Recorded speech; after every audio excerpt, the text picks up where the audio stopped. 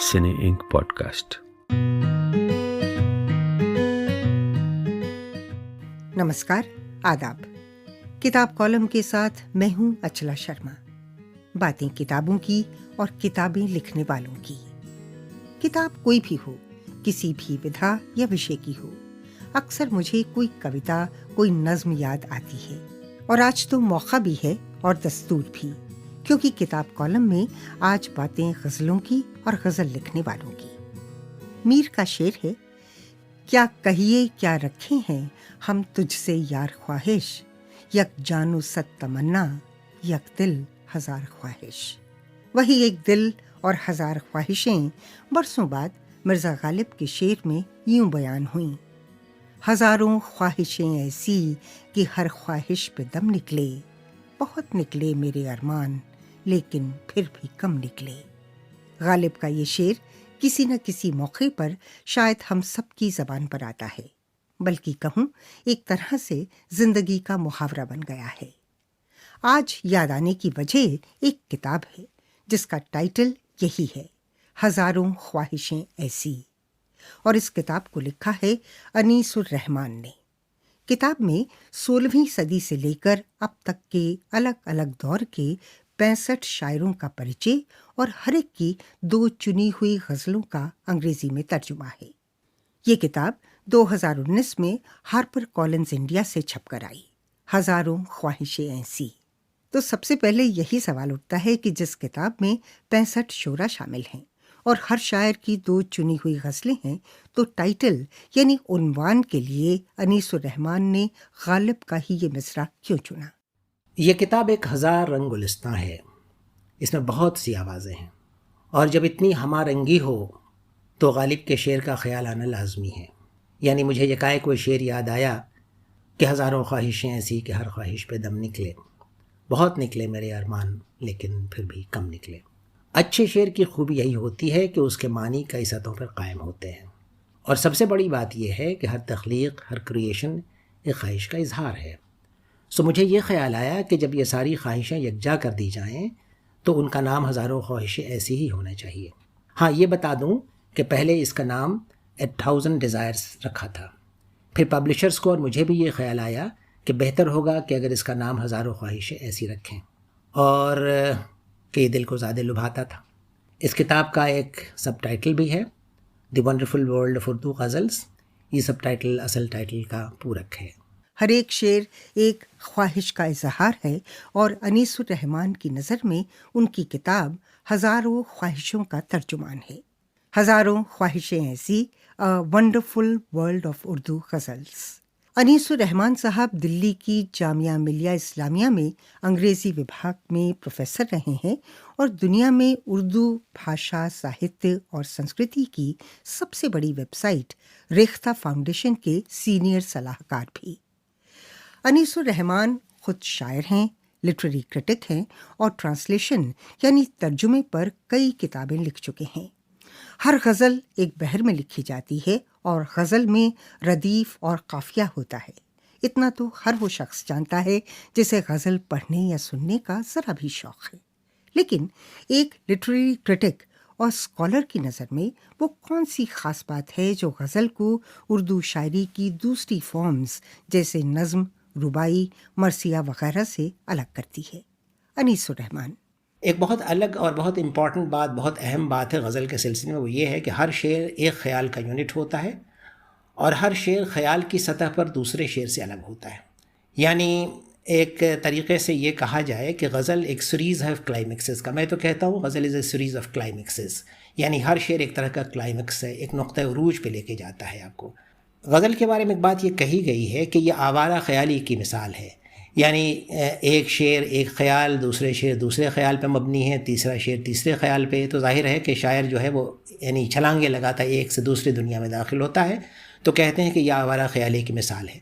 लेकिन उसके साथ साथ यही आवारा ख़याली जो है गज़ल को इतनी मकबूल बनाती है और गज़ल को इस कदर खूबसूरत और हसीन बनाती है कि आप कभी यहाँ गुफ्तगू करते हैं, कभी वहाँ गुफ्तगू करते हैं और आपका कारी, पढ़ने वाला, सुनने वाला, वो आपके साथ साथ चलता जाता है। एक बहुत अहम बात जो गज़ल के सिलसिले में हमें याद रखनी चाहिए वो ये है कि गज़ल एक बहुत सेकुलर सिन्फ़ है शायरी की, اور اس میں ہر قسم کے موضوعات، ہر طرح کی باتیں، ہر زمانے کی باتیں اور ہمارے عادات اتوار، ہمارے فعل، ہماری تمام چیزیں اس کے اندر آتی ہیں. اس میں تاریخ بھی ہے، اس میں ہمارے کلچر بھی ہے، اور اس میں ہماری عادات بھی ہیں، اور اس میں ہمارے تمام جو مد و جزر جس کو آپ کہتے ہیں ups and downs of life ہے، وہ تمام چیزیں ہیں. اپنی کتاب ہزاروں خواہشیں ایسی میں انیس الرحمن غزل کے لمبے سفر کی کہانی بیان کرتے ہیں. مثلاً غزل کب، کہاں، کس شکل میں پیدا ہوئی اور دنیا کے کس کس کونے سے ہوتی ہوئی عربی سے فارسی اور فارسی سے اردو زبان کی چاشنی میں کیسے گھلی. کیا وجہ ہے کہ غزل آج بھی اتنی مقبول، اتنی پاپولر ہے؟ میری نظر میں اس کی مقبولیت کی ایک وجہ جو بہت اہم وجہ ہے وہ ہے اس کی موسیقیت، اس کی میوزیکلٹی. یہ بہت ہی میوزیکل فارم آف پوئٹری ہے. اور دوسری بات یہ ہے، اور یہ میوزیکلٹی کہاں سے آتی ہے؟ یہ میوزیکلٹی آتی ہے اس کے فارم سے، یعنی اس کے قافیہ اور ردیف سے. یہ میوزیکلٹی آتی ہے اس کے یعنی میٹر سے، اس کے مطلع اور مقطع سے، اور ہر شعر کس طرح ایک خیال کا یونٹ ہوتا ہے. وہ تمام چیزیں آپس میں جب ملتی ہیں تو ایک طرح کا ایک میوزیکل فارم تیار ہوتا ہے جسے آپ بہت پسند کرتے ہیں جب آپ سنتے ہیں اسے یا پڑھتے ہیں. دوسری اہم بات ہے جس کی وجہ سے غزل کو آپ سنتے اور پڑھتے ہیں بہت محبت کے ساتھ، وہ ہے اس کا پریسیشن. یہ بہت پریسائز فارم آف پوئٹری ہے. یعنی آپ کے پاس صرف 2 سطریں ہیں، صرف 2 لائنز ہیں، جیسے مصرع کہتے ہیں. جیسے آپ کے پاس صرف 2 مصرے ہیں. اب اردو کا شاعر یا نظم کا جو شاعر ہے وہ کسی ایک خیال پہ کئی صفحے کی نظم لکھ سکتا ہے، لیکن غزل کے شاعر کے پاس صرف ایک شعر ہے، یعنی 2 مصرے ہیں، اور اسی 2 مصرے میں اس کا تمام باتیں کہتی ہیں. چنانچہ جب یہ قاری کوئی پڑھتا ہے، پڑھنے والا جب اس غزل کو یا اس شعر کو پڑھتا ہے تو وہ ایک ایسی دنیا سے اس کی ملاقات ہوتی ہے، ایسی دنیا میں وہ داخل ہوتا ہے کہ جس کی پرتیں کھلتی جاتی ہیں، اور وہ خود حیرت میں پڑ جاتا ہے کہ ہم کہاں سے کہاں پہنچ گئے. کہا یہ گیا ہے کہ غزل کی تعریف یہ ہے کہ غزل محبوب سے باتیں کرنے کے برابر ہے. تو میں سمجھتا ہوں کہ اس کا پڑھنے والا بھی جو ہے ایک محبوب ہے جس سے شاعر مخاطب ہوتا ہے، اور شاعر یہ چاہتا ہے کہ وہ آپ سے باتیں کرے.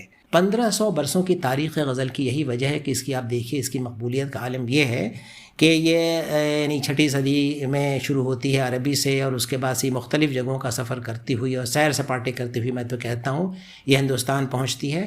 ان 1500 برسوں میں جو اس کا سفر ہے وہ اس قدر خوبصورت سفر ہے، اور اس کی مقبولیت کی مثال بھی اس میں آپ کو ملے گی کہ جب یہ چلتی ہے عربی سے تو یہ ترکی اور اس کے بعد اسپینش زبانوں میں، افریقن زبانوں میں، اسپیرانٹو میں، نارویجین میں، پشتو میں، پولش میں، رشین میں، سویڈش میں، اوکرینین میں، جرمن میں، اور آخر میں انگریزی میں، اور پتہ نہیں کتنی کتنی زبانوں میں غزل کہی گئی ہے اور شاعروں نے کہا ہے. اس کی وجہ آپ صاف سمجھ سکتے ہیں کہ غزل اس قدر مقبول صنف ہے کہ دوسری زبان کے شعراء بھی اس سے فیض اٹھاتے ہیں، اس کو سننا چاہتے ہیں، اس کو پسند کرتے ہیں، اس لیے کہ 2 مصروں میں وہ تمام باتیں کہنی ہیں، اور وہ تمام ایسے انداز میں کہی جاتی ہیں کہ اس میں میوزیکلٹی کا ایک فارم ہوتا ہے.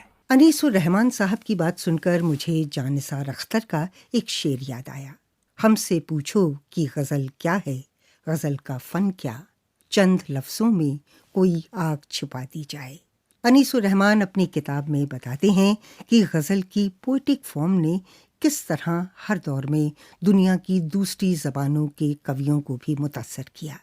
ایسا نہیں کہ اردو غزل کو انگریزی پاٹھک کے سامنے لانے کی دشا میں کام نہیں ہوا. اردو ادب کا انگریزی میں ترجمہ کرنے والوں میں رالف رسل کا نام بڑی عزت سے لیا جاتا ہے، جو یونیورسٹی آف لنڈن کے school of oriental and African studies میں اردو اسکالر رہے ہیں.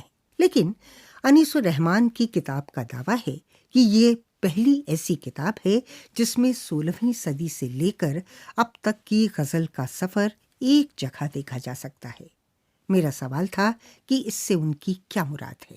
میں نے کچھ دنوں پہلے ایک ببلیوگرافی تیار کی اور میں نے دیکھا کہ کوئی تقریباً 250 ایسی کتابیں ہیں جس پہ میری نظر پڑی، اور جو میں نے مختلف سورسز سے اکٹھا کی تو دیکھا کہ کوئی 250 کتابیں ترجمے کی شکل میں، اردو شاعری کے ترجمے کی شکل میں موجود ہیں.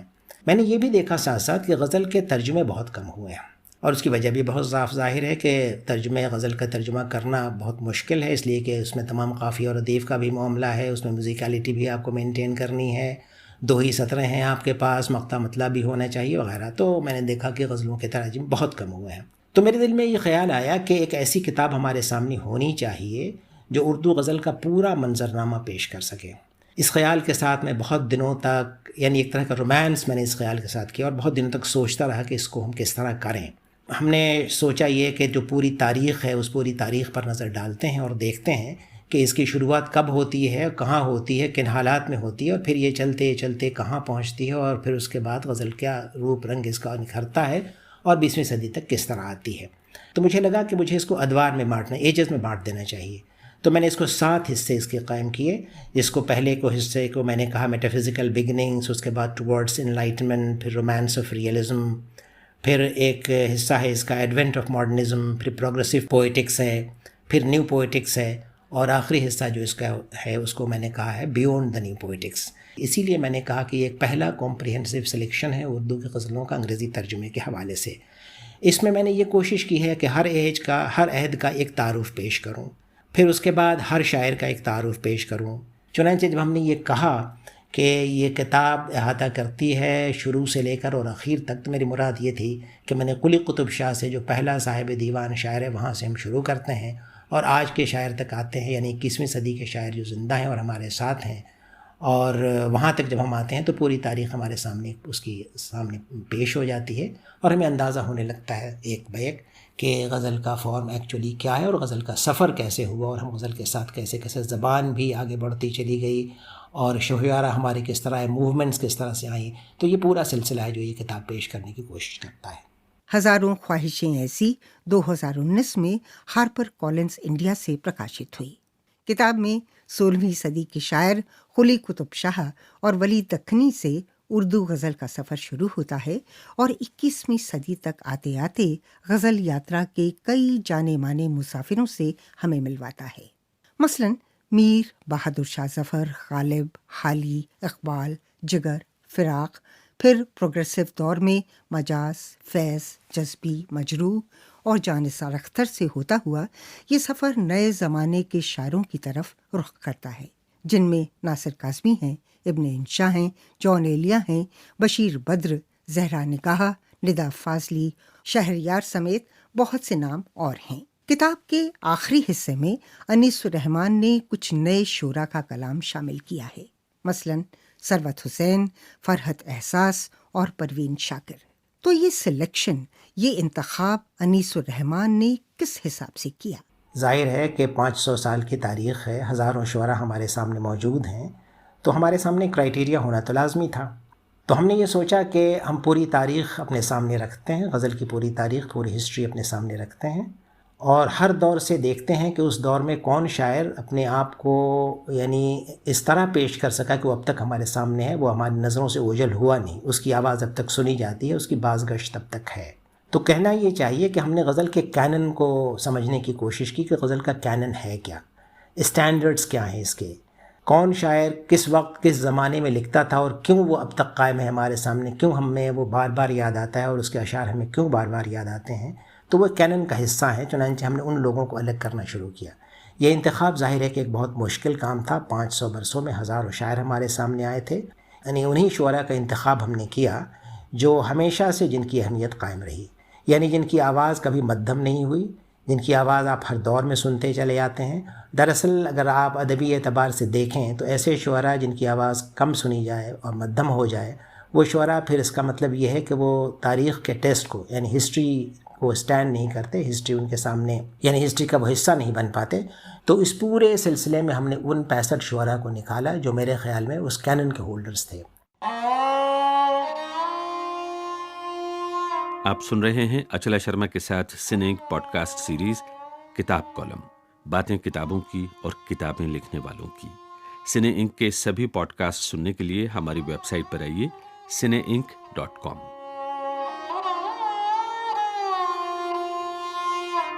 انیس الرحمن کا دعویٰ ہے کہ ہزاروں خواہشیں ایسی کے لیے انہوں نے غزل کے لہجے کے ایسے شعراء کو چنا جن کی آواز صدیاں اور برس لانگھ کر اب تک سنی جا سکتی ہے۔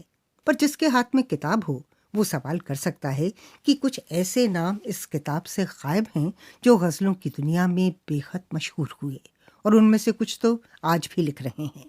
مثال کے طور پر ظفر ہیں لیکن ان کے استاد ذوق نہیں، فراق اور جگر تو ہیں مگر جوش نہیں، جانثار اختر اور مجروح کا نام ہے لیکن ساحر اور کیفی اعظمی کا نہیں۔ پھر نئے شعراء میں گلزار اور جاوید اختر کا نام کہیں نہیں ہے۔ کیا وجہ ہے کہ انیس الرحمن نے کچھ مشہور لوگوں کو کتاب میں شامل نہیں کیا؟ اچلا جی، میں یہ سمجھتا ہوں کہ مشہور ہونا اور اچھا شاعر ہونا دونوں الگ الگ باتیں ہیں۔ ممکن ہے کوئی شاعر بہت مشہور ہو لیکن وہ ادبی قدروں، لٹری ویلیوز کی پاسداری نہیں کرتا ہو۔ میری کوشش یہ تھی کہ اس کتاب میں ان شاعروں کو شامل کروں جو ان کی لٹری ویلیو ہے اس پہ کوئی سوال نہیں اٹھا، کبھی نہیں اٹھا، اور وہ سوال اٹھ بھی نہیں سکتا، اس لیے کہ وہ زمانے کے ساتھ ساتھ ان کی اہمیت بڑھتی چلی گئی، وہ پوری تاریخ کا حصہ بن گئے۔ ایک بات اور ہے کہ کسی خیال کو شعر میں ڈھالنا کمال نہیں ہے، بلکہ کمال تو یہ ہے کہ وہ خیال کس طرح شعر میں ڈھالا گیا ہے، بلکہ ڈھل گیا ہے، اور ایک باکمال شاعر سامنے آیا ہے اور کس طرح وہ شاعر کی حیثیت سے اس کی گواہی دیتا ہے۔ چنانچہ ہمارے سامنے جو 65 شعراء تھے اس میں شامل ان لوگوں کو میں نے کیا جو مشہور صرف نہیں تھے بلکہ وہ تھے جن کی ادبی حیثیت اپنی جگہ مسلم تھی اور مکمل تھی، اور اس میں ہم نے یہ نہیں دیکھا کہ کون مشہور ہیں اور کم مشہور ہیں، کن کی پذیرائی زیادہ ہوتی ہے، کون مشاعروں میں جاتے ہیں، کون محفلوں میں پڑھے جاتے ہیں اور سنے جاتے ہیں، کن کے دعوت نامے بڑھتے ہیں، وغیرہ وغیرہ۔ میرے سامنے یہ مسائل بالکل نہیں تھے، میرے سامنے صرف ادبی اسٹینڈرڈز، لٹری ویلیوز کا معاملہ تھا، اسٹینڈرڈز کا معاملہ تھا، اور میں ایسی کتاب مرتب کرنا چاہتا تھا، ایسی کتاب پیش کرنا چاہتا تھا جس میں اردو کی جو موسٹ اوتھینٹک وائس، جس کو آپ کہیں غزل کے جو موسٹ اوتھینٹک وائس ہے، وہ سامنے آئیں۔ انیس الرحمن کی دلیل ہے کہ انہوں نے 65 شعراء کا انتخاب کرتے وقت صرف لٹریری سٹینڈرڈز کو سامنے رکھا تاکہ اردو غزل کی سب سے پرامانک آوازیں سامنے آئیں، اور پھر پسند اپنی اپنی، خیال اپنا اپنا۔ لیکن ان کے چین پر یعنی انتخاب پر سوال نہ اٹھے ہوں، ایسا ممکن نہیں۔ میں نے جاننا چاہا کہ جن موجودہ شاعروں کے نام اور کلام کو اس کتاب میں شامل نہیں کیا گیا، کیا ان میں سے کسی نے سوال اٹھایا، بھری محفل میں کبھی شکایت کی؟ معاملہ یہ ہے اچلا جی کہ ہر فنکار یہ چاہتا ہے کہ اس کے کام کی سراہنا کی جائے اور اسے پلیٹ فارم ملے۔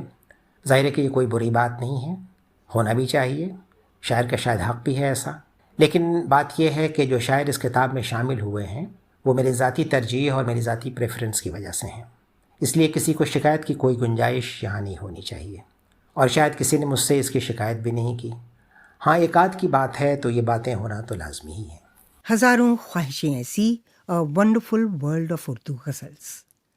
انیس الرحمن کی کتاب کا فورورڈ لکھا ہے اردو کے جانے مانے اسکالر تابش خیر نے، اور ان کی نظر میں اس کتاب کی خوبی ہے کہ وہ پاٹھک کے سامنے غزل کے کئی روپ رنگ پیش کرتی ہے، صرف تکنیکی نظر سے نہیں بلکہ کانٹینٹ کے اعتبار سے بھی، اور یہ دکھاتی ہے کہ اور بھی غم ہیں زمانے میں محبت کے سوا۔ ہزاروں خواہشیں ایسی غزلوں کے 500 سال گہرے سمندر میں سے چند موتی چن کر پیش کرتی ہے، تو یہ جاننا اہم ہو جاتا ہے کہ اس کتاب کے لیے انیس الرحمن نے کیا ریسرچ کی۔ دو باتیں اس سلسلے میں کہنا چاہوں گا کہ میں نے لٹری ہسٹری کو بہت اچھی طرح کھنگالا، کون کون سے ایسے شاعر ہیں جو ہمارے سامنے آتے ہیں اور ان کو ہمیں پوری جو ترتیب ہے اس کا حصہ بنانا ہوگا۔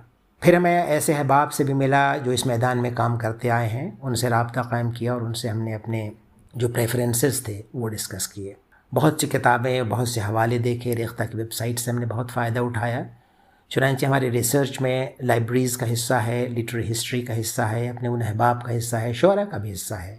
انیس الرحمن اپنی کتاب میں لکھتے ہیں کہ غزل ایک لٹریری کیوریوسٹی ہے، اردو میں اسے ادبی تجسس کہا جا سکتا ہے، عام زبان میں کہوں تو ساہتک پہیلی، اور شاید اسی طرف ان کا اشارہ ہے، کیونکہ انیس الرحمن مانتے ہیں کہ غزل کی جڑیں اس کی بھاشا، اس کی سنسکرتی، اس کے سماج اور سیاسی اتہاس میں نہت ہیں۔ ظاہر ہے اس پورے کانٹیکسٹ کو جانے بغیر کسی شعر کی گہرائی میں اترنا آسان نہیں۔ فرانسیسی لیکھک والتیر نے کہا تھا کہ it is impossible to translate poetry, can you translate music? شاعری کا ایک زبان سے دوسری زبان میں ترجمہ ناممکن نہیں تو مشکل ضرور ہے، اور پھر اردو غزل کا انگریزی میں ترجمہ جس میں ردیف اور قافیے کی پابندی بھی ہے کیسے ممکن ہو، اور وہ بھی تب جب غزل کے ایک شعر کے صرف 2 مصروں میں تاریخ یعنی ہسٹری کے کسی چیپٹر کا پورا سوشل کلچرل کانٹیکسٹ چھپا ہو۔ تو ترجمہ کرتے وقت کن چنوتیوں سے جوجھنا پڑا انیس الرحمن کو؟ یہ ظاہر ہے کہ ایک بہت بڑا چیلنج تھا میرے لیے۔ دراصل کتاب کے شاعروں کا انتخاب ایک چیلنج تھا اور ترجمہ کرنا ان کی غزلوں کا دوسرا بڑا چیلنج تھا۔ میں ذاتی طور پر یہ سمجھتا ہوں کہ شاعری کے ترجمے میں اگر ردم کا ترجمہ کسی طرح کر لیا جائے تو سمجھیے کہ بڑی بات ہو گئی. خاص طور پہ اگر آپ نے غزلوں میں یا شعروں کے ترجمے کا ذمہ اپنے سر لیا ہے تو اس ردم کا ترجمہ ہونا بہت ضروری ہے. یہ بات اردو شاعری پہ خاص طور پہ واضح ہوگی اور اس پہ اطلاق اس کا اردو شاعری پہ ہوگا. چنانچہ جب میں غزلوں پہ ہاتھ ڈالنے کی میں نے کوشش کی تو مجھے سب سے پہلے یہ سمجھ میں آیا کہ ردم کو میں کیسے امیٹیٹ کروں. امیٹیٹ کا لفظ بہت نگیٹو بھی ہے لیکن میں جان بوجھ کے استعمال کر رہا ہوں. میں یہ چاہتا تھا کہ میں وہی آوازیں یہاں پیدا کرنے کی کوشش کروں ایک دوسری زبان میں. چنانچہ اس کے لیے میں نے ایک اسٹریٹجی تیار کی. میں نے کیا یہ کہ میں نے ہر شعر کے ترجمے میں ایک جو انگریزی میں نے ترجمہ کیا، میں نے دیکھا کہ ہماری لائن کتنی بڑی ہے، لائن لینتھ کیا ہے، اس لائن میں کتنے سلیبلز ہم نے استعمال کیے ہیں کسی ایک لائن میں. تو میں نے یہ سوچا کہ دوسری سطر جو ہے، دوسرا مصرع جو ہے، اس میں بھی اتنے ہی الفاظ ہونے چاہیے، اتنے ہی سلیبلز ہونے چاہیے، اس کا لائن لینتھ بھی اتنا ہی ہونا چاہیے، اور دونوں مصروں میں گویا کہ سلیبل لینتھ برابر ہونے چاہیے. پھر میں نے یہ سوچا کہ ایک ردم کا خاص خیال رکھنا ہوگا. چنانچہ میں نے یہ الفاظ جب ہم نے چنے تو ایسے الفاظ چنے جو ایک والیوم کے لفظ ہوں، یعنی ایسا نہ ہو کہ کوئی لفظ چھوٹا ہے، کم سلیبلز ہیں، اور ایک ایسا لفظ جو بڑا ہے اور جس میں زیادہ سلیبلز ہیں. بیکاز اس میں ردم پہ اثر پڑتا تھا تو میں نے سوچا کہ ردم کو قائم کرنے کے لیے ضروری ہوگا کہ ایک طرح کے الفاظ، ایک لینتھ کے الفاظ، اور ایک لینتھ کی وہ پوری جو پورا مصرع ہے وہ ایک لینتھ کا ہو، لائن لینتھ جسے ہم کہہ رہے تھے. دوسرا جو ایک بڑا اہم معاملہ تھا وہ قافیہ اور ردیف ہم کس طرح لائیں اپنے شعروں میں. کی ورڈ ڈھونڈنا شروع کیے کہ کون سا اس غزل میں یا جو قافیہ اور ردیف ہے، کون سی ایسی آواز ہے یا کون سا ایسا لفظ ہے جو بار بار استعمال ہو رہا ہے اور جس کو ہم انگریزی میں کس طرح سے اس کو امیٹیٹ کر سکتے ہیں اور انگریزی میں کس طرح اس کو لا سکتے ہیں. چنانچہ ہم نے اس کی ورڈ پہ نظر ڈالی، اس کی ورڈ پہ اپنی انگلی رکھی اور قافیہ ردیف اپنے لیے استعمال کرنے کا راستہ نکالا. اور قافیہ ردیف ہم نے جب نکال لیے اس کے بعد غزلوں کے ترجمے میں نے اس کو ڈالنے کی کوشش کی. تو مجھے لگا کہ شاید یہ کام اور یہ پروسیجر جو ہمارا ہے، جو یہ رائم اور ردم کا سوال ہے، یہ کسی حد تک میں پورا کر پا رہا ہوں. لیکن میں اس کا خیال ہمیشہ رکھتا تھا کہ یہ ترجمہ ہمارا ان نیچرل نہ ہو. میں چاہتا ہوں کہ میں آپ کو ایک دو مثالیں سنا دوں تاکہ آپ کو اندازہ ہو جائے. آپ چاہتی بھی ہیں کہ میں کچھ پڑھ دوں یہاں سے تاکہ اندازہ ہو سکے کہ یہ کام ہوا کس طرح سے ہے. غالب کا شعر ہے کہ ہزاروں خواہشیں ایسی کہ ہر خواہش پہ دم نکلے، بہت نکلے میرے ارمان لیکن پھر بھی کم نکلے. میرا ترجمہ یوں ہے کہ desires in thousands I had, for each I would die. With many I had luck, for many I would sigh. So die اور sigh کا انتظام میں نے کرنے کی کوشش کی. ایک دوسری مثال آپ کو دینا چاہوں گا. جب آپ کتاب کے اندر داخل ہوں گے تو پہلی غزل ہے جو قلی قطب شاہ کی ہے، بہت مشہور غزل ہے، میں وہ سنا دوں آپ کو. 4 اشعار ہیں اور 4 اشعار پڑھوں گا میں. پیا باج پیالہ پیا جائے نا، پیا باج یکتل جیا جائے نا. میرا ترجمہ ہے I can't ever drink my drink without my love. I can't ever breathe, I sink without my love. دوسرا شعر ہے کہیں تھے پیا بن صبوری کروں، کہیں تھے پیا بن صبوری کروں، کہیا جائے اماں کیا جائے نا. میرا ترجمہ ہے I should be patient you say without my love. How unfair, I can't even blink without my love. تیسرا شعر ہے قلی قطب شاہ کا نہیں عشق جس وہ بڑا کوڑ ہے، نہیں عشق جس وہ بڑا کوڑ ہے، کدھی اس سے مل بیسیا جائے نا. میرا ترجمہ ہے A bore indeed is one who can't be in love. I am no bore, I am on the brink without my love. مقطع ہے قلی قطب شاہ کا قطب شاہ نہ دے مجھ دیوانی کو پند، دیوانے کو کچھ پند دیا جائے نا. میرا ترجمہ ہے No counsels Qutb Shah none to this crazy one. I am the one I can't even think without my love. میں نے آپ کو یہ غزل اس لیے سنائی، ترجمہ اس لیے سنایا کہ آپ کو یہ اندازہ ہو سکے کہ میرا طریقہ کار قافیہ اور ردیف کے سلسلے میں کیا تھا.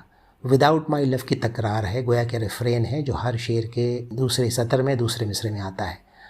اور اس کے پہلے آپ دیکھیے قافیہ ہم نے مینٹین کرنے کی کوشش کی ہے. پہلے شعر میں ہے ڈرنک، اس کے بعد ہے تھنک، اس کے بعد ہے بلنک، اس کے بعد ہے برنک، پھر اس کے بعد ہے تھنک. تو I can't blink, I can't think, I can't brink. اور میں نے ان الفاظ پہ خاص طور پہ انگلی ڈالی، اس کا انتخاب کیا جس کا بدل انگریزی میں ہمیں مل سکتا تھا اور اس کے کئی قافیے ہمیں مل سکتے تھے تاکہ اس ردیف کے ساتھ اس کو ہم ملا سکیں. हजारों ख्वाहिशें ऐसी में ताबिश खैर ने उर्दू से अंग्रेजी में अनुवाद के रास्ते में आने वाली एक ऐसी रुकावट की तरफ इशारा किया है जिसे समझे बगैर उर्दू गज़ल का अंग्रेजी तर्जुमा हो नहीं सकता। वो याद दिलाते हैं कि जहाँ अंग्रेजी में पंक्चुएशन का कड़ा पहरा है, वहाँ उर्दू एक ऐसी ज़बान है जो इस पहरे से काफ़ी हद तक आज़ाद है। जब आप उर्दू गज़ल का अंग्रेजी में तर्जुमा करते हैं तो मुमकिन है कि अंग्रेजी तर्ज पर पंक्चुएशन के इस्तेमाल से शेर के मायने महदूद होकर रह जाएं। अनीसुर रहमान ने इस बात का ख्याल रखा है कि अंग्रेजी के तर्जुमे में पंक्चुएशन तो हो, मगर इतनी नहीं कि वो शेर की परवास का दायरा ही छोटा कर दें। बहरहाल गज़ल के अलावा उर्दू शायरी की और भी बहुत सी फॉर्म्स हैं, जैसे नज़्म, रुबाई, मरसिया, मसनवी वगैरह। क्या उम्मीद की जाए कि अनीसुर रहमान गज़लों के बाद उन पर भी काम करेंगे? इस किताब का एक सीक्वल जल्द शाये होने वाला है। मेरा ख्याल है कि अगले साल 22 में जून में ये किताब सामने आएगी। हार्ट कॉलिंस इसको छापने जा रहा है और इसमें वो तमाम फॉर्म्स मौजूद हैं। नज़में हैं, मसनवियाँ हैं, मरसिए हैं, रुबाई है, क़ता है, मुस्तज़ाद है, तमाम असनाफ शामिल हैं इसके अंदर। इसका भी टाइम फ्रेम वही है, 500 साल की तारीख़ इसमें भी आपको मिल जाएगी और नज़म के तमाम यानी जिसको आप कहें आयाम, वो सब इसके अंदर आपको मिलेंगे। इसमें भी एक बहुत तवील इंट्रोडक्शन है, इसमें भी हर अहद पे एक सफ़ा है, हर शायर पे उसका तारुफ़ है और उसके बाद यानी 2 उसके क्रिएशंस हैं, 2 नज़में उसकी हैं। ज़ाहिर है कि मसनवियों का और मरसियों का तर्जुमा करना बहुत मुश्किल था, लेकिन मैंने सोचा कि जब गज़लों का कर सके तो शायद मसनवियों और मरसियों का भी और कसीदों का भी हम कर सकते हैं। चुनांचे ये किताब उससे शायद बड़ी होगी। शायरी और नज़मिया शायरी की पूरी तस्वीर पेश करेगी ये किताब, और शायद आम पढ़ने वालों और तालिब इल्मों और रिसर्च करने वालों के लिए ये किताब एक तरह का एक हवाला शायद बन जाए, मेरा ख्याल है। और मेरी ख्वाहिश भी है कि अगर ऐसा हुआ तो मैं अपने को समझूंगा कि मैंने जो कोशिश की थी वो कामयाब हुई। अनीसुर रहमान, जिनकी नई किताब हज़ारों ख्वाहिशें ऐसी, a wonderful world of Urdu ghazals 2019 में हार्पर कॉलिंस इंडिया से प्रकाशित हुई और 2022 में इस किताब का पाकिस्तानी एडिशन छपने वाला है। किताब कॉलम के हर एपिसोड में हम आपको किताबों से जुड़ी कुछ और बातें याद दिलाते हैं। तो आज का सवाल, क्या आपको याद है कि दुनिया के सबसे बड़े पुस्तक मेले कहाँ होते हैं? जवाब के साथ ममता गुप्ता। यूं तो दुनिया भर में बहुत से पुस्तक मेले होते हैं, लेकिन सबसे बड़ा पुस्तक मेला जर्मनी के फ्रैंकफर्ट शहर में होता है। हर साल अक्टूबर के महीने में 5 दिनों के लिए इस मेले का आयोजन किया जाता है। इस मेले में दुनिया भर के लगभग 100 देशों से पुस्तक प्रकाशन से जुड़े 7,000 से भी ज्यादा एग्जिबिटर्स भाग लेते हैं और कोई 3 लाख लोग इसे देखने आते हैं।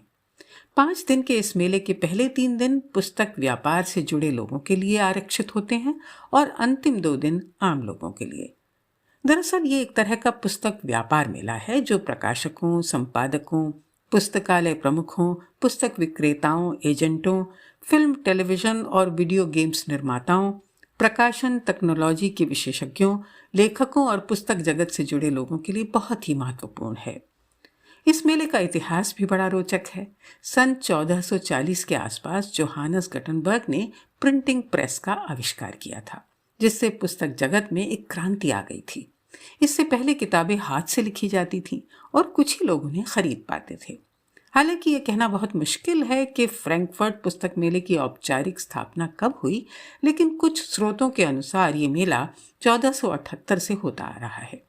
The history of the Frankfurt book fair के लेखक पीटर वाइटहास लिखते हैं कि इंग्लैंड के राजा हेनरी VIII ने सर टॉमस वॉडली को अपना निजी दूत बनाकर इस मेले में भेजा था, जिससे ऑक्सफोर्ड यूनिवर्सिटी की नई लाइब्रेरी के लिए किताबें खरीदी जा सकें। जहां तक पुस्तक व्यापार मेलों का सवाल है, अमेरिका का बुक एक्सपो अमेरिका सबसे बड़ा मेला माना जाता है, जिसकी शुरुआत 1947 में हुई। यूरोप का दूसरा सबसे बड़ा पुस्तक मेला होता है लंदन में, जिसकी शुरुआत कोई 50 साल पहले हुई थी। क्या आप जानते हैं कि दुनिया का सबसे बड़ा गैर व्यापार पुस्तक मेला कहाँ होता है? जी हाँ, कोलकाता में। इसे देखने 20 लाख से भी ज्यादा लोग आते हैं। कोलकाता के बाद नई दिल्ली पुस्तक मेले का नंबर आता है, जिसकी शुरुआत 1972 में हुई थी और अब इसका आयोजन नेशनल बुक ट्रस्ट करता है। यह अंग्रेजी भाषा का दुनिया का तीसरा सबसे बड़ा पुस्तक मेला है। इसमें पुस्तक प्रकाशन से जुड़े 1000 से भी ज्यादा एग्जिबिटर हिस्सा लेते हैं। अरबी, मध्य पूर्वी और अफ्रीकी भाषाओं की पुस्तकों के लिए हर साल अबू धाबी में एक विशाल पुस्तक मेला होता है।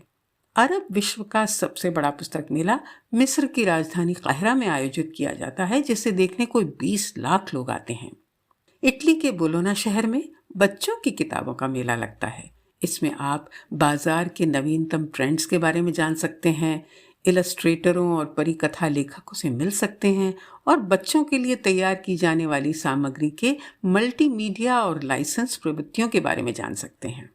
इसी तरह अमेरिका के सैन डिएगो शहर में कॉमिक पुस्तकों का एक मेला लगता है, लेकिन अब इसमें एनिमेशन फिल्में, वीडियो गेम्स, वेब कॉमिक्स आदि बहुत सी विधाएं शामिल हो गई हैं। दुनिया के सबसे बड़े पुस्तक मेलों की जानकारी के साथ ये थी ममता गुप्ता।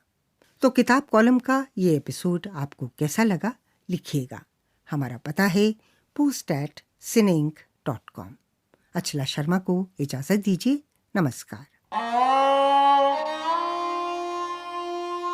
आप सुन रहे थे अचला शर्मा के साथ सिनेइंक पॉडकास्ट सीरीज किताब कॉलम। ये पॉडकास्ट एप्पल, स्पॉटिफाई और गूगल के अलावा दूसरी ऐप्स पर भी मौजूद है। यूट्यूब पर भी सिनेइंक के सभी प्रोग्राम सुने जा सकते हैं। सुनिए और सब्सक्राइब कीजिए। सर्च में सिर्फ आपको सिनेइंक टाइप करना है, CINEINK। पूरी जानकारी के लिए हमारी वेबसाइट पर आइए cineinc.com।